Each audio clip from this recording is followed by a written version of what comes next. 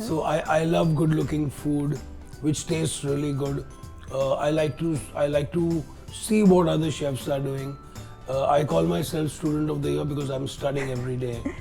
What people spend on food in smaller towns is way more than what people spend on food in bigger towns. Because in smaller towns they don't have too many things to spend money on.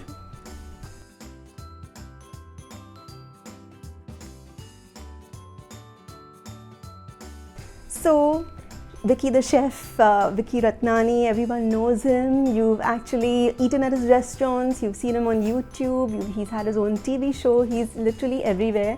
And now he's got this whole new platform where he's going to show his brilliance. It's in the Metaverse. You know, this whole virtual space is completely new to me. It's exciting, I guess. I think we could never think of a Facebook or an Instagram before it started, but now look where it is. So I guess the Metaverse would be the next biggest thing. So basically it's creating a fabulous food offering, eco-culture, a system in a Metaverse. So there's going to be signature dishes, menus. You could taste them if you wish. There's going to be master classes. There's going to be sharing recipes. There's going to be literally even dinner sometimes. So what's it going to be, like a hybrid thing where you can actually have events where you have diners coming and eating with you, or is it going to be purely virtual? Well, I'll tell you, at the moment it is virtual, but I could see it turning into it could manifest into something tangible where you can actually touch, feel, smell and taste. And how did the whole association with One Rare come about? Well, I'll tell you, One Rare, they got in touch with me and they told me a bit about it, and they seemed very convincing. They seemed very kind of cutting edge, something different, and they are focusing on food and F&B. Now most of the things which are happening in the Metaverse are in the art world, in the gaming thing, and clothes and fashion. So I think I'm really happy that these guys are doing something with food. I don't know too much about it, but I'm learning as I feel. And it's such an intangible space. Are you still excited about it? Because it's like you were talking to me earlier, you were saying about you always like hearing from your patrons and getting feedback on the food that you put out. So how does this work? Well, I think the tangibility of this whole thing is, again, because it's so tech based, it's going to take a while till you actually bear the fruits of it. They are working towards it, that it can be, but it's like literally it's like somebody who buys stocks and shares.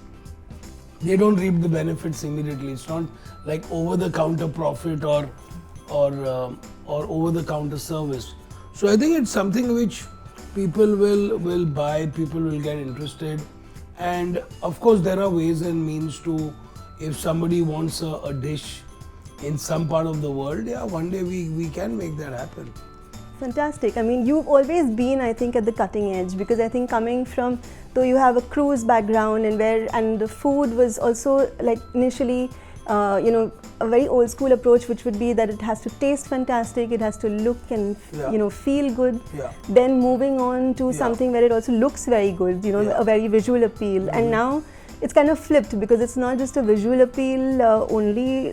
Here you can't have people taste or smell it. Right. It's only of how it looks. I think it's the credibility of the person behind it. Okay. That they say that even if this dish looks good on paper or on screen or on your phone, because of his past experiences and reputation, the food, it has to be tasty. So I think I built quite a decent reputation because I've been known in the good old days for cool, high energy, fun restaurants like Oris, Nido, we actually paved the path in Mumbai and India, where we served really good looking food in a very high energy environment. So I think there is a start to everything, and I'm quite confident about this. And you've always kind of had the fine balance between style and substance. I've always noticed that. Yeah. And critics have always, applauded that. Yeah. So you know. substance, there's nothing without substance, and I think I'm stylish by nature. Yeah. So I love good looking food, which tastes really good. I like to see what other chefs are doing. I call myself student of the year because I'm studying every day. And that's one, I think, plus point if I have to talk about myself, is that I will never stop learning. And so currently, how would you describe your current state of mind when it comes to your food journey or food philosophy? So I'll tell you, I'm a proud owner of a brand called Speak Burgers by Vicky Ratnani. We have one kitchen in Bandra, and the second kitchen is just come up in Andheri. So we plan to escape Mumbai, at least 5 to 6 kitchens in Mumbai before we move it out of Bombay to the other cities. But I think now I'm quite focusing on my burger brand, this business. Also at the same time, I'm culinary advisor to Bira Beer. Mm-hmm. They're opening tap rooms all over the country, so I'm helping them to design their foods, hiring chefs. So we've got 2 outlets in Bangalore, we've got 3 more coming in Delhi. So I'm doing that for Bira. I'm also redesigning Inox Insignia, which I started 3 years ago. So Inox Insignia is going to see a lot of changes in their food all over India, so I'm working on that as well. I'm also starting, I have a company which is called Gourmet Gyan, which does consulting and high-end destination weddings. So now the Gourmet Gyan studio is going to start, which is going to be a studio, an office, an R&D, an experimental kitchen, a chef's training place, and a content studio. Wow, that's fantastic news. Tell me when you're going to do experimentation in the food studio. I mean, there's so much going on in the country, and so how would you experiment? Like, in which direction would you take? See, I'll tell you, I used to cook a lot from books, which are completely different, something which is unique. So basically, what the idea is that I never got a chance to actually be based out of my own kitchen, which is not connected to a restaurant or catering facility. This is a kitchen which is going to be to cook dishes which I conceive, which I read, which I want to practice. So it's going to be dishes which are going to start off as experiments, but yes, they are going to be either used in a recipe for my television or on my YouTube, or dishes which are going to be used in restaurants and my other clients who I work for. And the idea is that, I've got recipes and works just scattered everywhere. So the idea is to create a whole dossier of moving pictures, of videos, of recipes, and creating archives. Fantastic. Also, you've traveled so much. You've gone to, how many countries have you visited now, would you say? I'll tell you, Yeah. I don't know how many countries, but I've circumnavigated the globe 7 times. 7 times, wow. So, which is your most favorite food memory from wherever you've been? I'll tell you, every place has a very special food memory, because that's all I looked for when I went anywhere. It was either the market or a restaurant or a local dish or a famous chef or a hotel.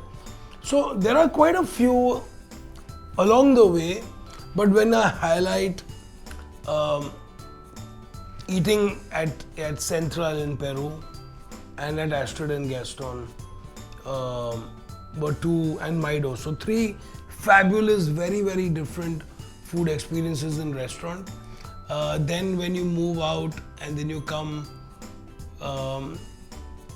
eating fantastic, beautiful street food in Oaxaca in Mexico. That was one of my highlights.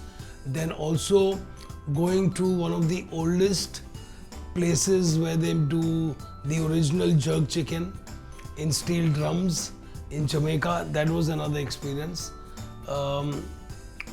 Eating barbecued duck, pig, and what is the other in Hong Kong on the streets, chicken and rice in Singapore at Maxwell. So these are like few things which I will, and of course eating chaat in Banaras, eating kebabs at Tunde. So I think eating vada pav on the way to Pune or somewhere on the highway.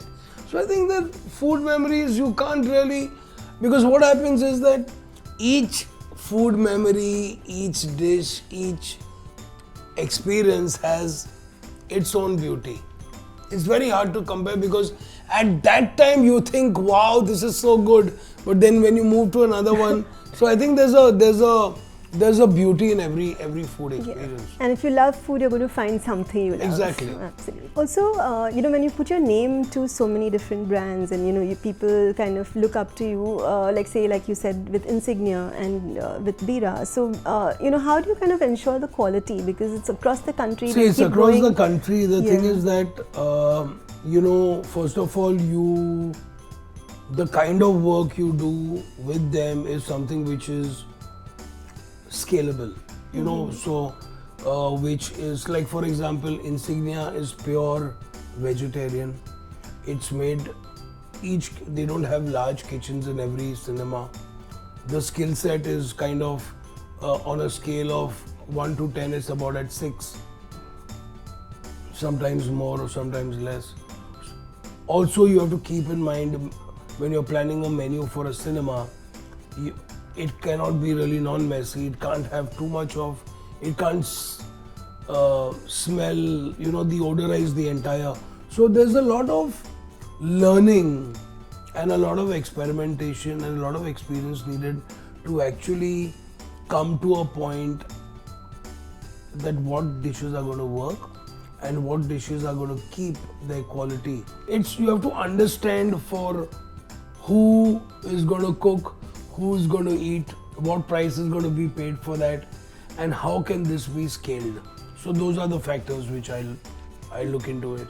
Yeah. Interesting. And do you adapt the menu to different towns, like to a B town or Yes, absolutely. Yes, yeah. So there is I would say 60% of the Inox Insignia is kind of same pan India, but there is a good 30-35% of about 30% hyperlocal influence.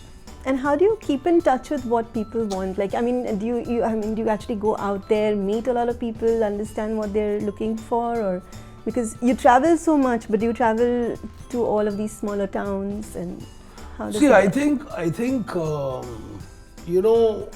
smaller towns, they eat better than us. The produce is better, and it's less complicated. I think smaller towns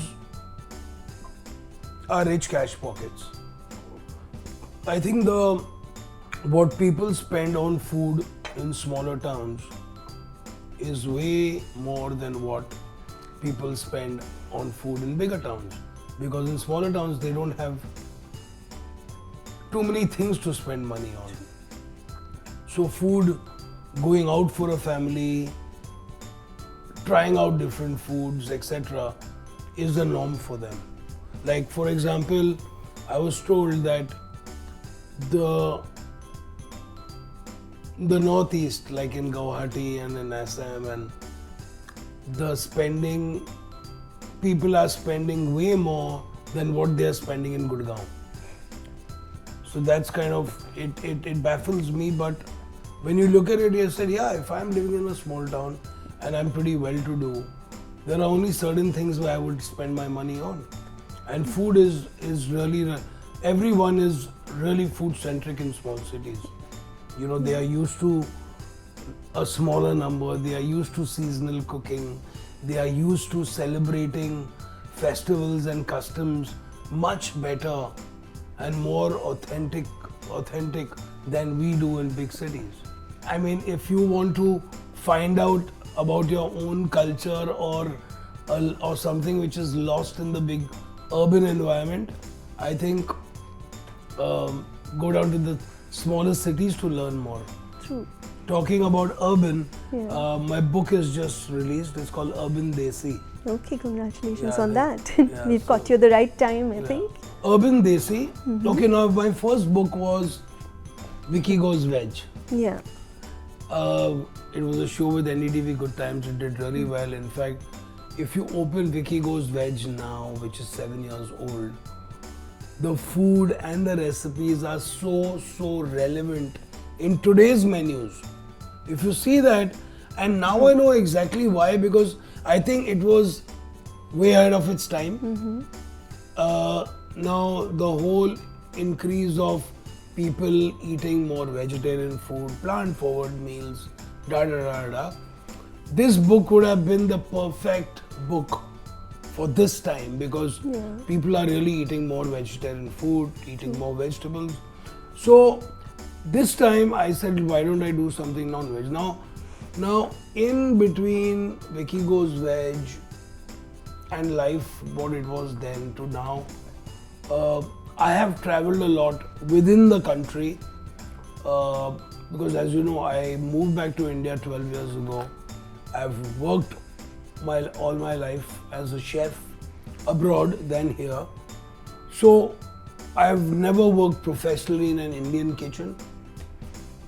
So now what has happened is that since I came back, work has permitted and allowed me to travel to different parts of India and staying more in India. We eat more Indian food. I travel to different parts of India. So I said, you know what? I would love to have a collection of recipes. So there are two. There's a vegetarian, there's after this, but the first one is a non-veg one. So I said I would love to have one book where I have all my favorite meat and fish in one so that it becomes a great book. So I've got dishes from the Northeast, I've got some home recipes, I've got like my sister-in-law's brain pakoda, I've got chicken sukha, I've got roast omelette, I've got fish curry from South, I've got a Kerala roast duck, I've got an East Indian pork belly. So it is a person who loves to cook or is aspirational to cook Indian food. This book is a treasure for them. And so what next after this? You're doing a vegetarian book after this, and then I'm doing a vegetarian book. I'm doing my cooking studio. Yeah. I'm doing a new show with Disney Hotstar. I'm shooting next month for it. Okay. And a few other things in the pipeline. Okay. Lots of consultations. Yeah. I do a lot of. Yeah. I do really nice. I work with some really top end caterers out of Delhi. So I do Vicky Ratnani concepts. Yeah. Okay. And one last question is, how do you have the energy for all of this? Because you think young, you act young, you're always all over the place, and no, but I mean, like literally, I feel like you give a chef who's just coming into the business a run for the money in terms of energy. See, so what's your inspiration for I'll this? tell you, when it comes to stamina and strength, I have been working like this from the ship days. I've been a laborer. I mean, right from Commie 3 to executive chef. Yeah. So I've actually, been through the ranks. I've worked hard. My mum inculcated us right from the beginning, using trains, buses, traveled all over Bombay and I used to know all the routes by bus in Bombay. Long hours in the kitchen, extremely long contracts on the ship. So when it comes to the physical capability, I had to do it. I keep fit, I still run, I still exercise.